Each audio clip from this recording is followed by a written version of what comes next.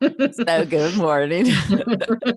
For all Yeah, those that will listen. I came in on the link from Slack.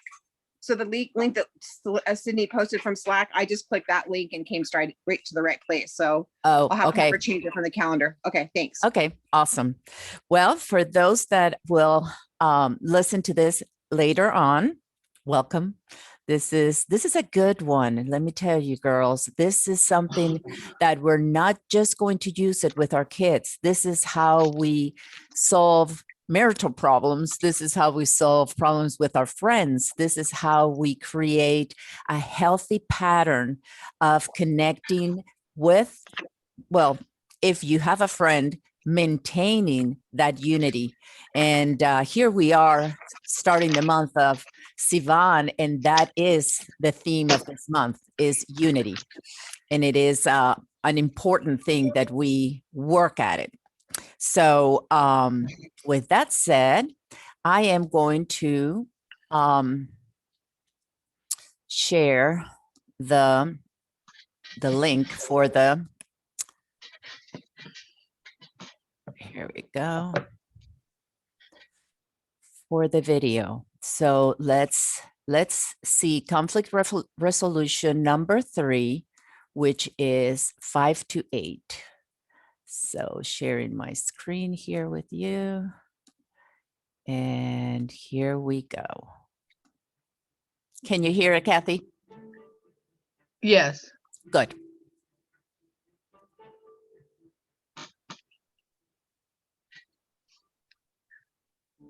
Now we're going to talk about some interventions for road sign number 3, difficulty with friendships. As children move into the elementary ages, and we're talking now 6 to 8 years of age, 5 to 8 years of age, as they move into the elementary years, they move further into the world of friendships.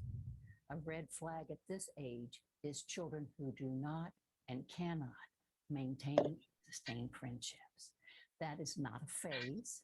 It is a red flag, and we need to see these signs and act accordingly. Now, as I mentioned earlier, like building blocks, success at this developmental level will potentially impact success at this level and this level. So when you find these children unable to make friendships, go back and review road sign number 1. Do all those in your classroom. Review road sign number 2. Include all those in your home or your classroom. And now, in addition to what we've already started incorporating, you must have a school family. Now, the school family in conscious discipline embeds resiliency into classrooms. It models the culture of the classroom after a healthy family. Most schools are still using the factory model of education, trying to get standardized widgets to move through a standardized program to get standard quality outputs. The school family says, we're family. Let's use the model of healthy attachment. Let's use the model of healthy self-regulation. Let's use the model of problem solving. So it's built on safety, connection, and problem solving instead of rewards and punishments. Punishments for children who have been rejected are toxic. They're way past not being helpful. They're actually hurtful. So we want an environment that is encouraging. Now, how do you create this school family? You're going to do it through routines, making it very predictable so the child can say, yes, I'm safe. I know what's happening next. You're going to do it through connecting rituals so that we can create a new template of that original attachment that may be skewed.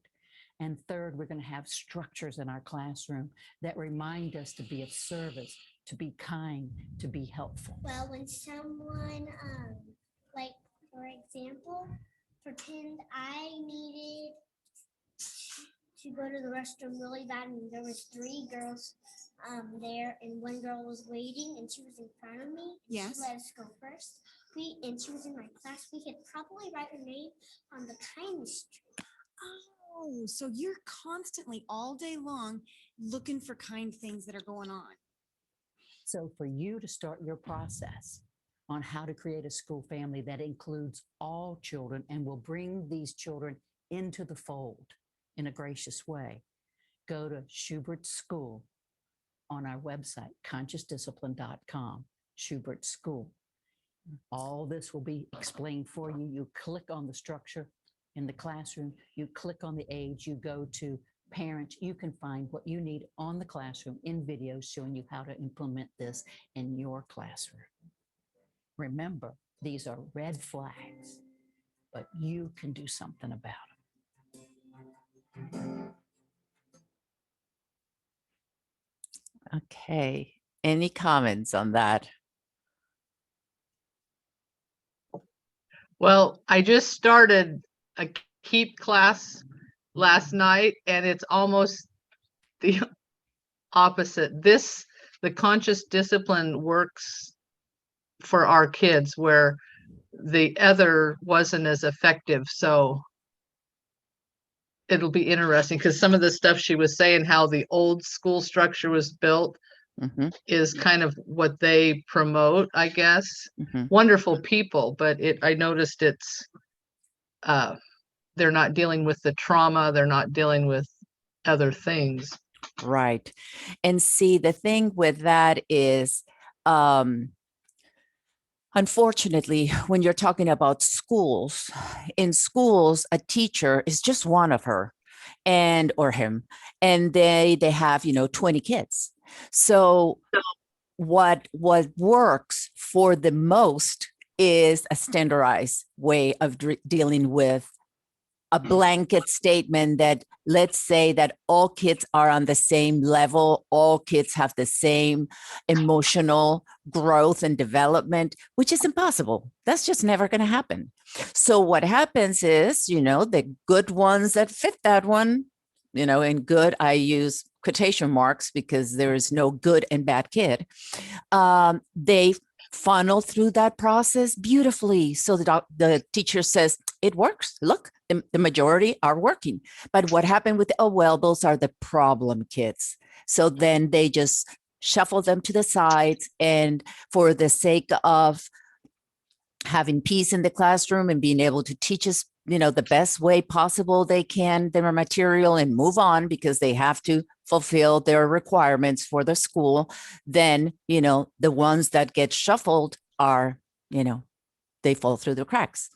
But so I like the way, and there are many schools in the nation that have adopted the conscious discipline model. They send their teachers. I was one of them. They send us to training and all that. So that's beautiful. That's wonderful. That's like, A+ environment and the best thing you can give to the kids. But that's not the case in all the schools. So regardless of what happens in the schools, that should never be the case in our homes. So in our homes, it's like, I have 3 children or I have 6, and I don't go by, well, this is the way it's done. And, you ship up and get on the board, because otherwise, you're going to be left out, because every single one of us is unique. So we don't assume that model, and we work with each children individually. There are bullet points, like I put here on the PowerPoint, that will help us say, okay, this is what we're trying to achieve. Let's see how that fits each one of you. I may have to tweak that differently for each child, but we're all coming under that umbrella. So,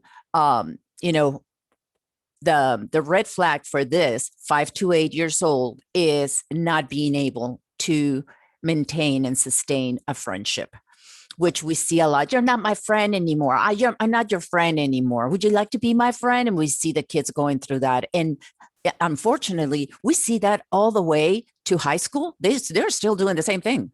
And we see that in adults. I've had friends that have said to me, we're not friends anymore. And I'm like, oh my goodness, that is like elementary school attitude. But, you just have to go with what you have. That's where they're at. They are stuck. They are looping on that first years of life where they didn't learn to overcome that and move on and mature.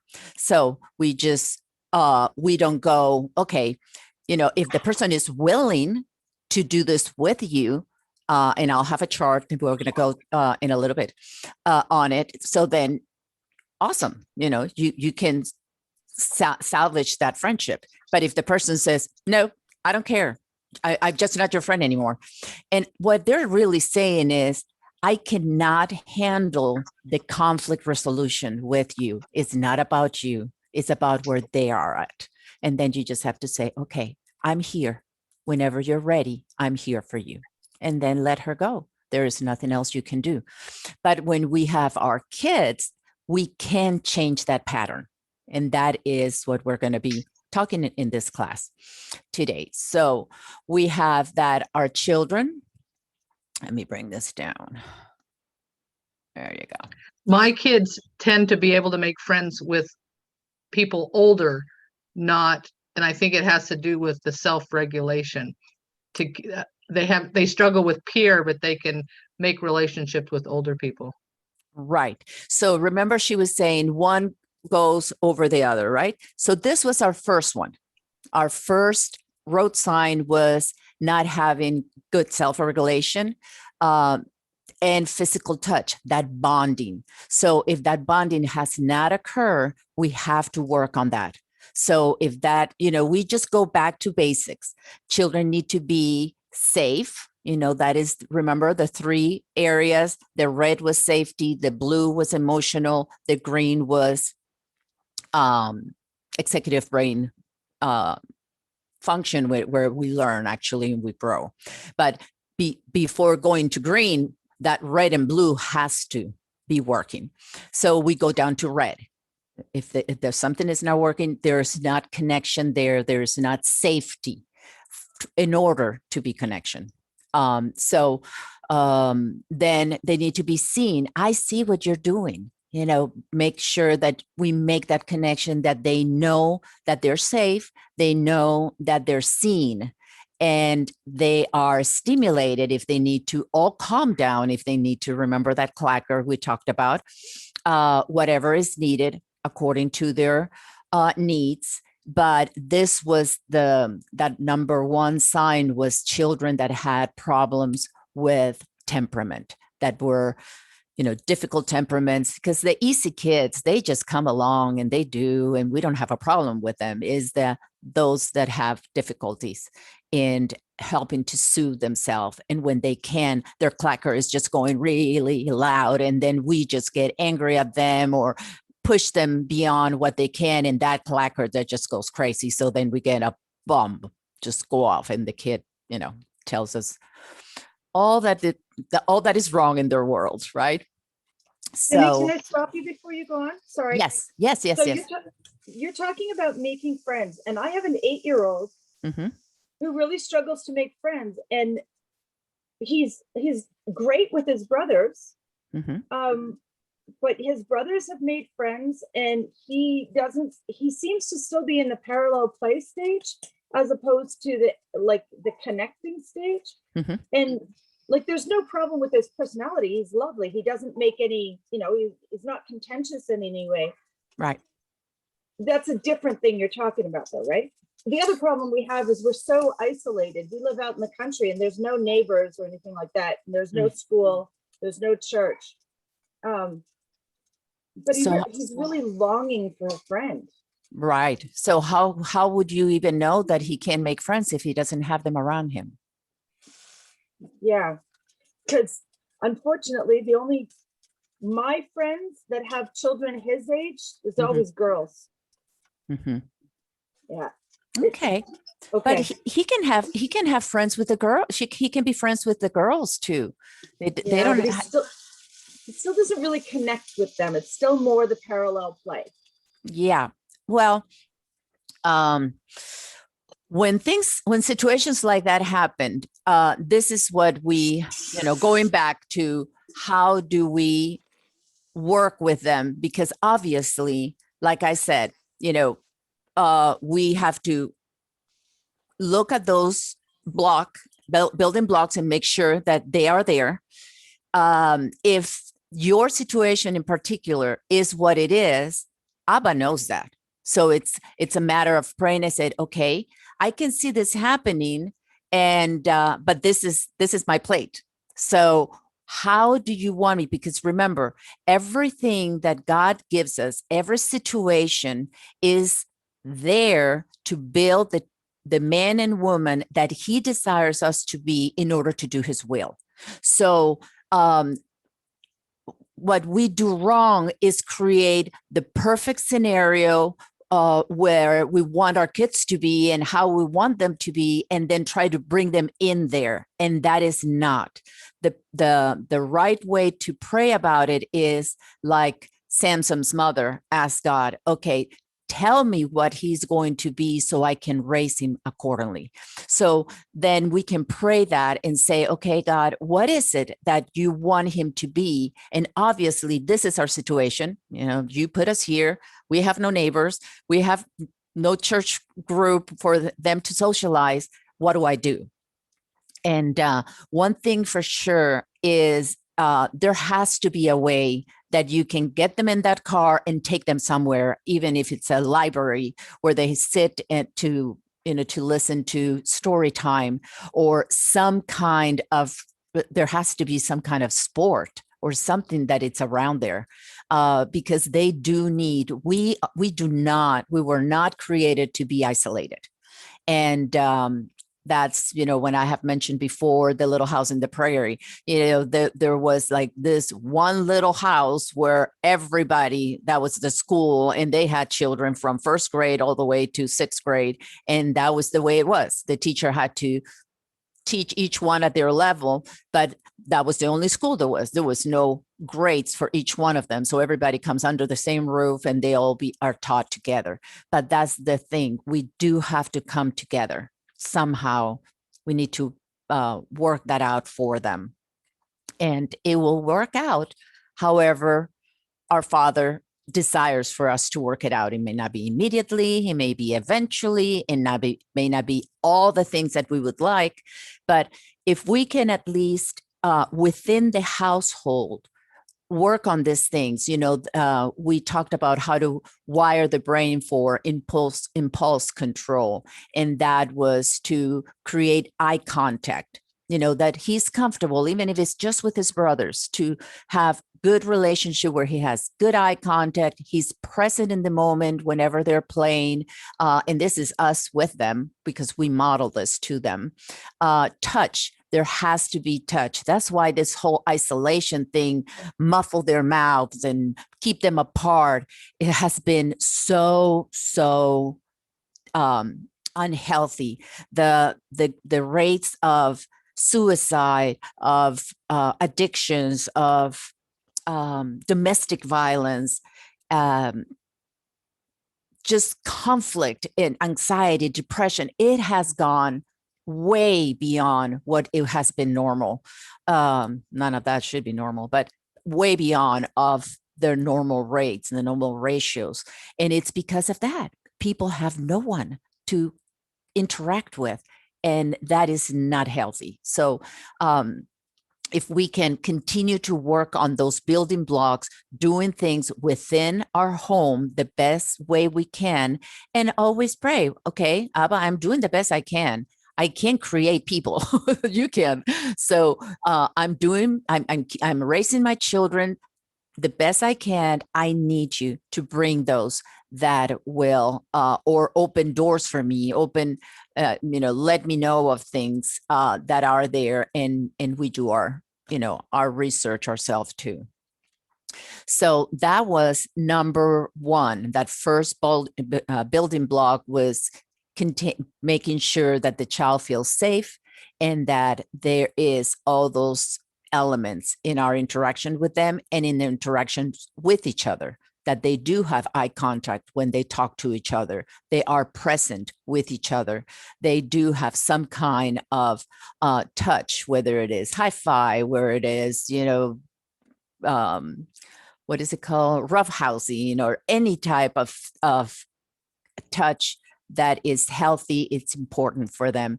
And playful situations, that they do have some kind of interaction with each other where they have to wait for each other, they have to be patient, they have to defer to one another, and those things are accomplished through games and play. So then we went to the second. So that was the safety, right? So then we go to the second road sign, which was 3 to 5 years old. And this is how they interact, how they make actually friends, and how they interact with each other. Do they ask, Chris, did you like that? Okay, tell Chris, no, I did not like that. So we show them when we see them fighting with their siblings, what is the right way to address the situation with each other. And today we're going to do conflict resolution, but this is sign number 2 was 3 to 5. They should be able, in order to resolve conflict, they should have had this one down. So if they don't have this one down, then we go down to this until they do. Okay, so this is what you say. I do not like it when you da da da da da. Please da da da da da. This is what I don't like. This is what I do like. And teach each other to have a voice that they can say, I don't like that.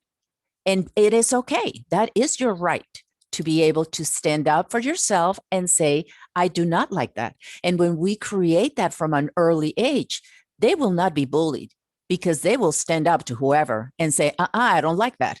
Don't do that. Would you please tell me to move? And I will move. And so that is embedded in their DNA from an early age. Well, actually, it's embedded in our DNA because our father and king, it has the sovereignty and the dignity of a king. That is embedded in all of us. We all have sovereignty. We all have dignity. We all have a voice that could be, completely cover up by our life, trauma, different things that might have happened that were out of our control while we were children. And then the way it comes out, and it always will come out. It will come out in the wrong way because it was, it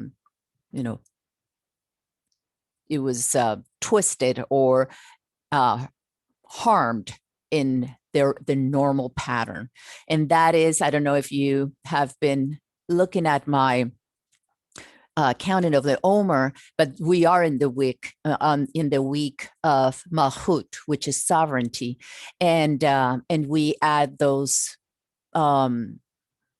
Well, that's my calendar. I'm not sure that everybody is, but it doesn't matter. Though the principles are still the same.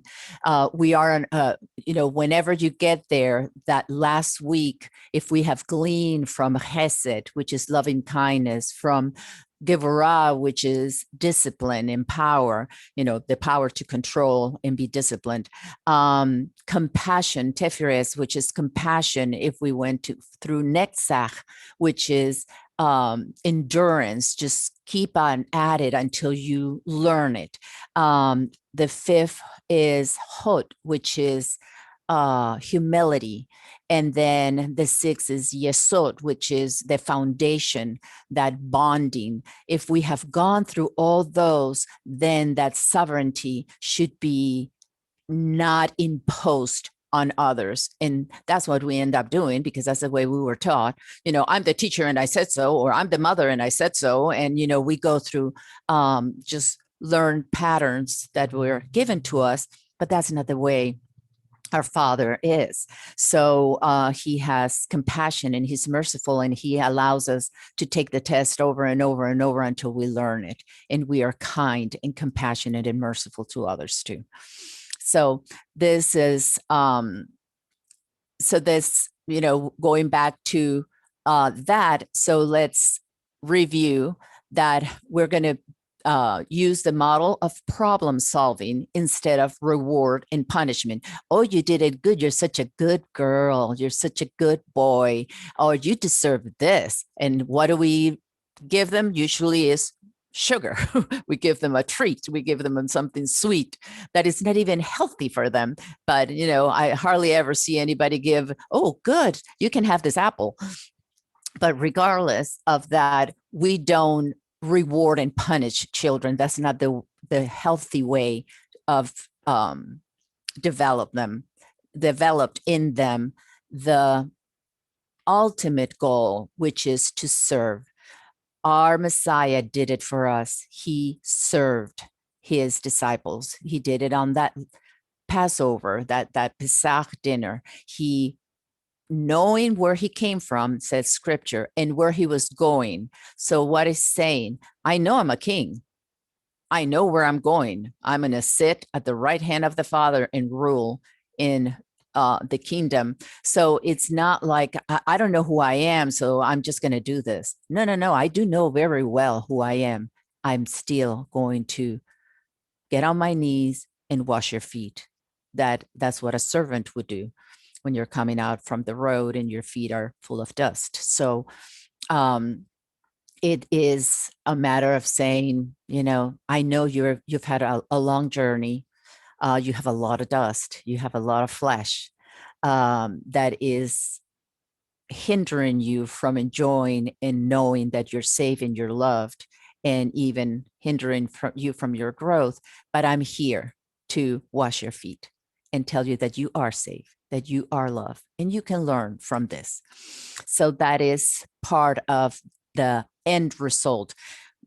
When we go to Revelation tells us that we are overcomers. If you overcome, this happens. If you overcome, this happens. It doesn't say, if you're a good girl, I will give you this reward. No, he says you have to overcome. He has put us in places where we have to overcome what's in front of us so that we can be that king or queen that is benevolent, that serves, that loves, that sees beyond their own needs for the needs of others. So that is that's our end result, right? That's what we're looking for. And how do we create that model? So this model is created by creating routines. Routines are important because they build a sense of safety, and then they let the kids know what comes next and what to expect.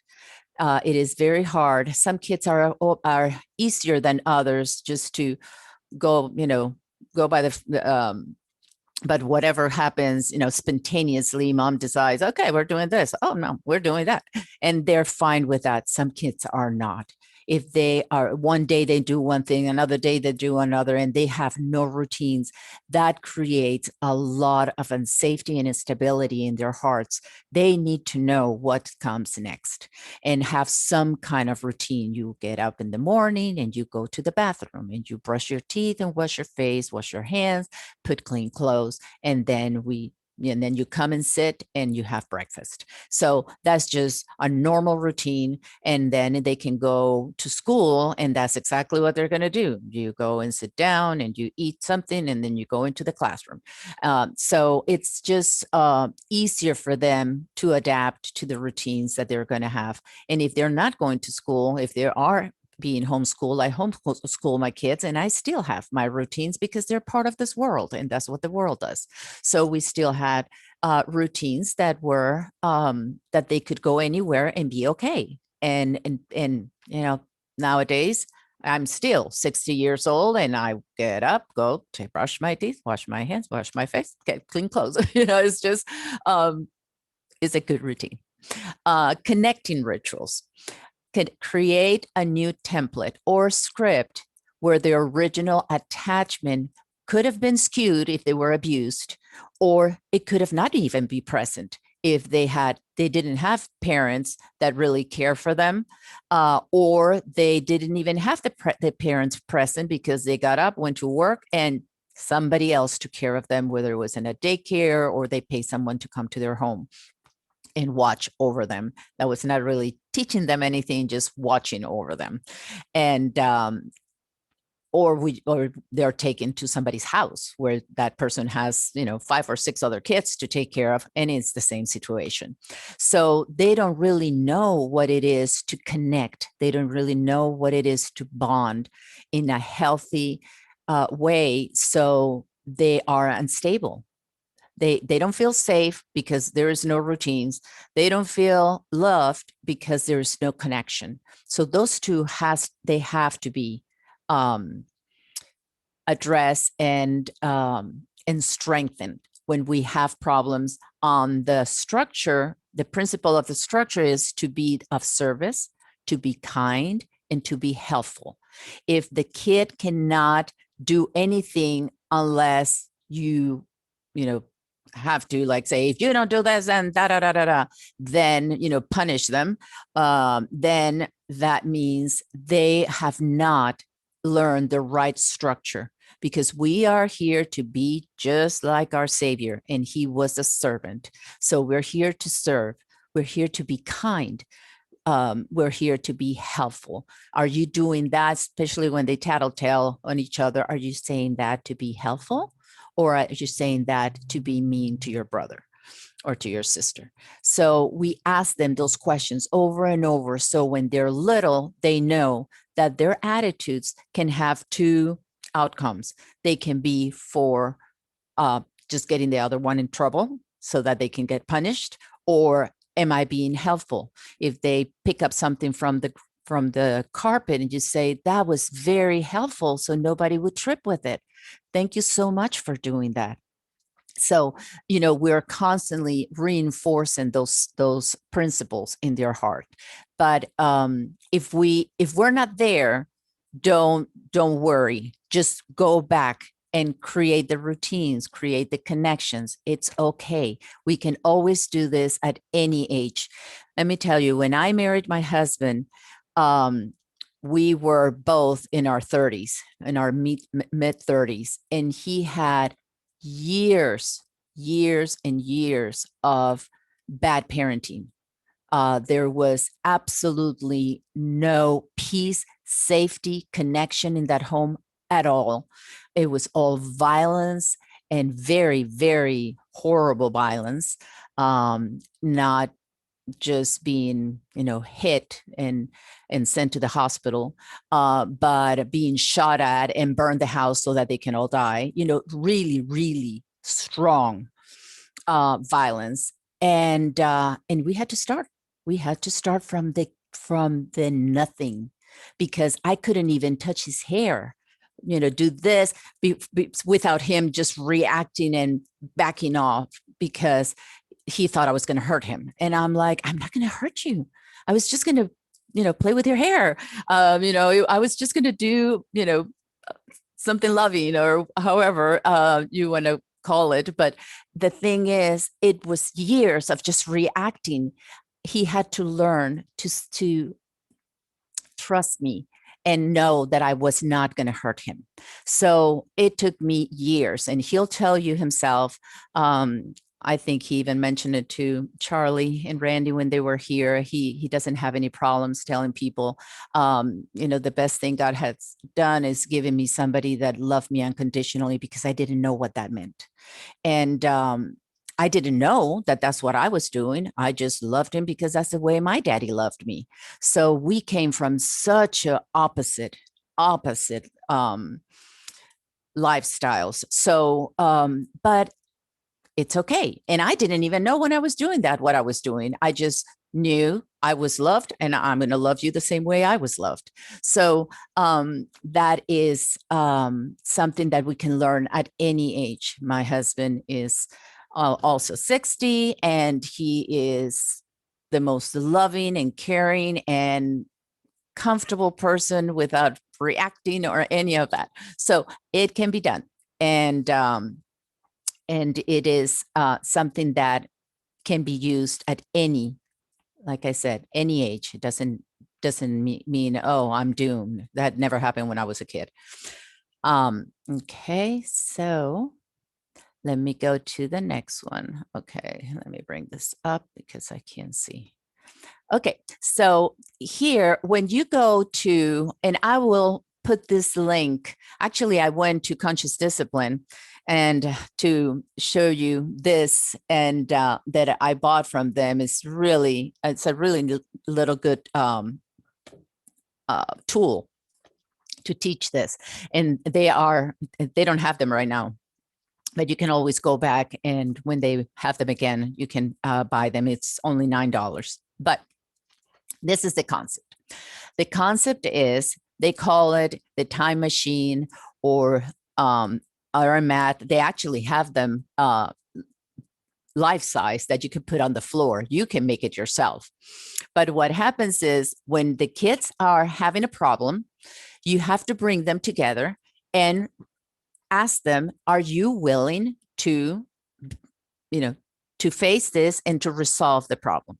So if they're not, you can't sit down. You are. We can't do that. You have to wait until they are okay. Would you like some to go to your safe place and wait until your heart is ready to do this? And then they can go wherever they need to think it through and find in their heart that they want to do this, because that first step that you ask, are you willing? It's on both sides. They both have to be willing. So one stand, and they can do it with let me show you. I don't know that I can do two at the same time. Yeah, I was trying to put the picture and my PowerPoint wouldn't take it. It kept saying this picture cannot be displayed, but I'll show you after I get off from here so that you can see it. So they both stand on either side, or they can do it, since this is little, they can put their fingers there. So they can be right in front of each other with their fingers on, I am willing. And I'm willing means I'm willing to be of service. I'm willing to change my state of mind. I'm angry, but okay, I am willing. I'm willing to do it different this time. I'm willing not to fight. I'm willing. That's what you're saying. I am willing. We're going to try it a different way. The way we just fought didn't work out. So let's try a different way. So then the second one is the sign of to be a star. Remember, we talked about that one on the first day. To be a star. S is for smile. T is for take a deep breath. A for and, R for relax. So they both have to do that. Okay. So you both need to be a star now. So they both smile. They both take a deep breath. They both relax. Then the next one, it's called wish well. So wish well means they're going to put their hands on their heart. This is when they're little and you teach them all these signs. And then eventually they know how to do it without having to put their hands on their heart. But the thing that what we're wanting them to do is that they want to wish well the other person. I want to resolve this, not because I hate you and I want to be right and I want you to be found wrong. That's not what we want. We want to wish each other well. So we put our hands on our heart and we say, I wish you well. So we tell each other, I send out my heart to you and I wish you well. So then comes the next one, which is 1, 2, 3, let's do it. So then now that we're calm, now that I do want to work this out peacefully and because I love you, now we're going to do it. So the 1, 2, 3, let's do it is they come up and either they do a high five, they do, fist and open or whatever they want. But they make a commitment or they can shake hands like adults could, I'm willing to do this. Let's do it. So then is when you finally get to it. So he called me stupid. And so, okay. So what would you say to him? I don't like it when you call me stupid. Please call me Simonette next time. So then the other one, so that's one side tells the story. The other side says, okay, I can do it. I can do that. But let's say that, when he called me stupid and I didn't like it, I call him, I don't know, Dodo. So then they can switch places. So, okay, now is your turn. What would you like to say to your brother or your sister? Well, I don't like it when you call me Dodo. Would you please, next time, please call me Tom. Okay, I can do that. So then after both of them have resolved what they want that situation. I didn't like this. Please do this. I didn't like this. Please do this. They both have come to terms with that. Sometimes it's only on one side. One got mad at the other and hit him, and then mom, and then it ends there. So it's only one-sided. But if it did go back and forth, then you can switch it and have both of them release any problem that they had with each other, resolve the communication problem there, and then you ask them, okay, what's a way that you can tell me that, or you can show me and anybody, because they may have other siblings that are watching the situation and they're learning from them. So how do I know that you guys are okay? Well, they may shake hands again. They may do high five. They may give each other a hug. However, they decide to, I'm okay. I'm able, but they have to connect. However they want to do it, they have to connect, because, and they need to see eye to eye and connect. Then yes, they feel safe. When a kid cannot see another, or an adult cannot see another eye to eye, there is problems. They can say with their mouth whatever they want, but if they cannot see you eyeball to eyeball, they have a problem.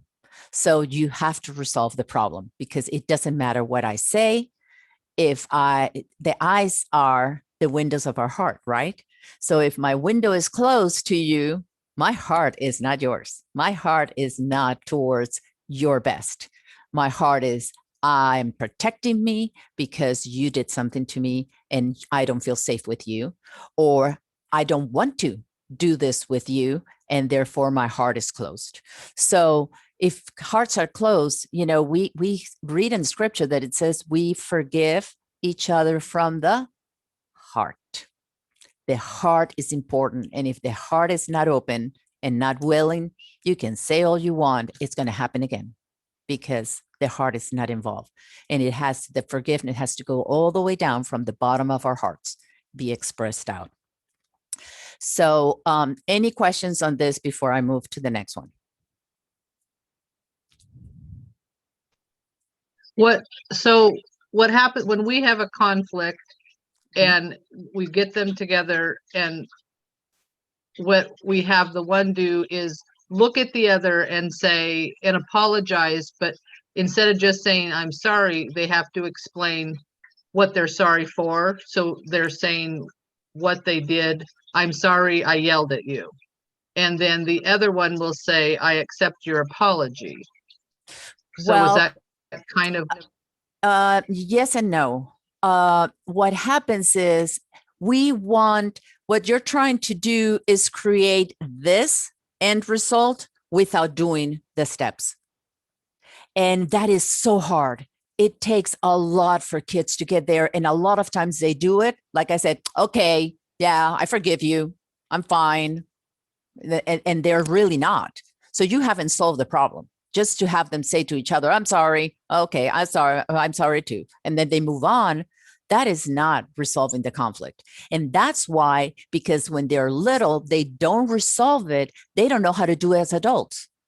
Because as adults, they don't even want to come to you and say, I'm sorry, Kathy, I just, took the last piece and I know you were hungry and I didn't leave enough for you to eat. Yeah, I won't even say that. I'll just ignore you. I just won't talk to you again. Move to another group. I just don't go to that Shabbat anymore, or I don't stay for an egg, so I don't have to share my food, or whatever I decide to do. There are a gamut of different answers that people give why they left that congregation and they didn't like them and go to the next one. And then they just do the same thing. And it's just, people are rude. People are this everywhere, and then all we do is complain about everybody else around us. But did I do my part? Am I really willing to solve this problem with you? Am I really willing to wish you well, to, commit? I want to work this out. And then if you do too, then I can say, okay, this is what happened. I was hungry and you went there and you had eaten already, but you went and took the last piece again. And I was coming right behind you and there was nothing for me. That was hurtful. And then, I can say, I'm so sorry, or I can say, oh, well, you should have got in front of me, or you should have gone there faster, or, and then, I do not, I am not sorry at all. So, but that has to, like I said, like she said, those building blocks have to happen. You have to first feel safe. And if I'm angry and you're angry, we need to clear that up before we actually make those children say to each other that they're sorry, because it's not going to come from their heart. And if the heart is not changed, it's going to happen again and again and again. So do the hard work the first time you get them. And you heard her say, oh, no, I'm actually going to give you, there is a YouTube that she explains this, and with 2 adults. And, but she says there how, she taught us in our class too, but she says there how children that are used to doing this, because it's a pattern, you learn it, just like brushing your teeth. First thing you wake up, you just do it. You don't think about it. But you had to be told over and over and over to finally get it automatically, right? So it's the same thing, that they don't even need this anymore. They are able to say, okay, do you want to resolve this? And then the other one goes, yeah, okay, I wish you well.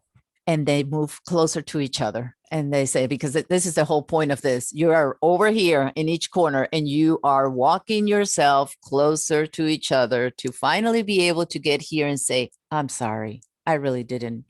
I did mean to. I wanted to hurt you. And I'm sorry I did that. That was wrong, because I probably did want to hurt you, So just admit it. Yes, you know what? I'm sorry. I really wanted to hurt you. And that was wrong. I should have never done that. And then, but most of the time we get Adam and Eve's response. Oh, the woman you gave me, or she did this. It was the serpent who deceived me. We just blame somebody else because we're not really willing. I'm sorry, Father. I disobeyed you. Yes, I did something you asked me not to do. Yeah, that should have resolved that problem right there. But no, here we are years and years and years later, and we're all trying to overcome that Adamic nature and say, yep, I did want to do that. I'm so sorry. That was so wrong. Yeah, I hope next time I don't do that. I hope next time I've learned my lesson and I am willing to be mindful of you and let you have, that last piece of chicken, whatever it was, So that's what we're working towards. But let's give them the right connections so that they can do it from the heart without being forced and really understanding. Remember this, we talked about this in the safety mode, survival mode, and in the limbic or the emotional mode, there is no reasoning. So you are going to get, just like a little animal, you're going to get a response that you are going to make them do, but they're not doing it because they're thinking. The mind of Messiah is not there. So we want them to be safe. We want them to be loved so that they can reason. And then at the moment that they reason, then they're learning and they're not just repeating it because you told them to. And, as soon as you turn around, they'll do it again because they never learn it. The executive brain function never enter into the equation. And that's what we want. We want them to do it, whether you're present or not. They can go down to their heart and know we're in the same team. Hey, we're brothers and sisters. So we're loved. We're safe. Let's do this. Let's learn from this. And then you can really have a growth moment at that point. Otherwise, you don't. You just have a mechanical outcome, like the little widgets. They do what they're told, and then they get the right outcome. But it doesn't change the society, and we can see it, obviously. So it's important. It's important to not avoid the first steps. They're needed. But the end result is what you said. Yes, you want them to say, I'm sorry to each other.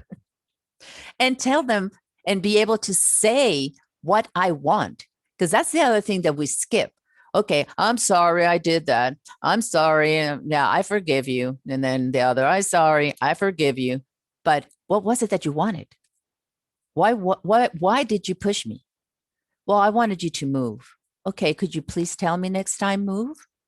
They need to know what they did wrong, admit it and say it, but they need to have the right response because that's how you close the circle.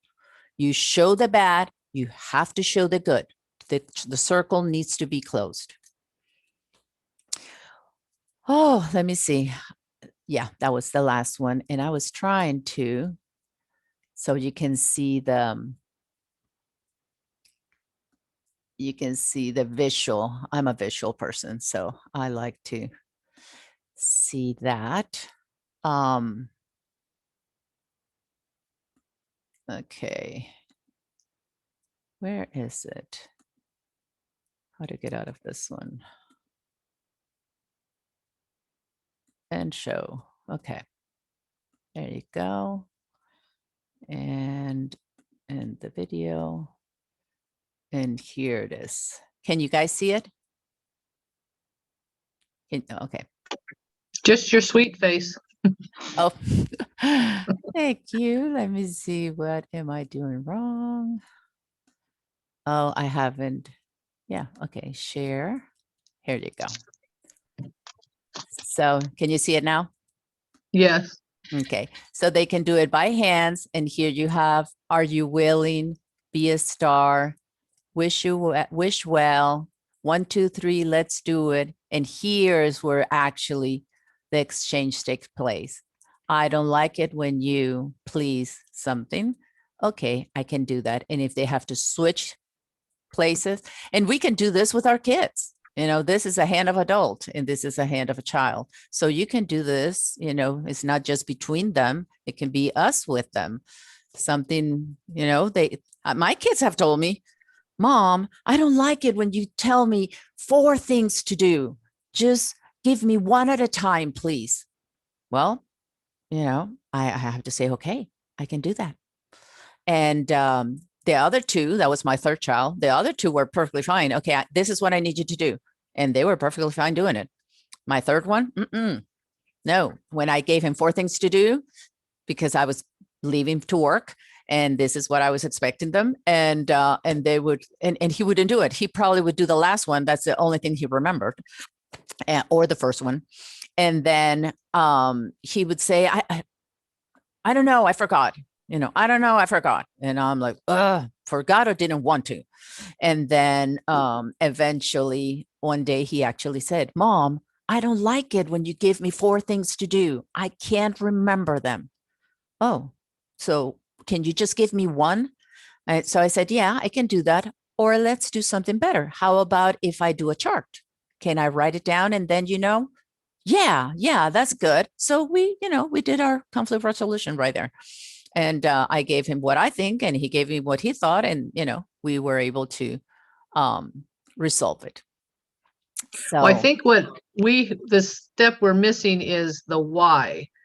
Why did you do this? And so we'll have to add that step into because we do a lot of discussion back and forth and when they're calm, and then, but I guess we never did the why. Okay. Because it was usually trying to get attention or that. So I'll try adding that in there. Yeah, that would be great. Well, he's 12. I have to go to my next one, but you can always ask me, send me a message and ask me, or privately, however you want. You guys know how to reach me. And I hope this was helpful to you girls. And I will put the link. It was in the PowerPoint, but I will put a link in the conflict resolution, and you hear her giving all the information of why we do this one and why we do the next one, and all that. So it's we learn by hearing and by seeing and by doing. So you can make a little game and say, hey, we're going to do this without any problem. Nobody has done anything wrong, but let's just practice a new way to resolve our problems. How about that? Let's say we do this, and then you can just pretend and make a game out of it. And then whenever something does happen, okay, remember the game we played? How can we do that now? and then have them do it. Okay, any questions? Anything else? I saw that Sarita just tried to come in, but I didn't get to admit, so I don't know. I don't see her if it was gone, but anything that you can think about it, just digest that. And we still have another we did today from 5 to 8, and then we're going to go 8 to adolescent is our last one. So we can always next month go over any of this, because I will continue to repeat it. So it becomes more of a unit and not isolated things in our minds. Thank you, ladies. Thank you, Kathy, for your questions. Thank you. That was helpful. Okay. So let me stop sharing. And I will see you. Oh, there is Sarita. Okay. So sorry, Sarita. I'm just ending. So, but you are, you can, listen to the recording as soon as it's posted. And if you have any questions, just let me know. Have a great day, everyone. Bless you.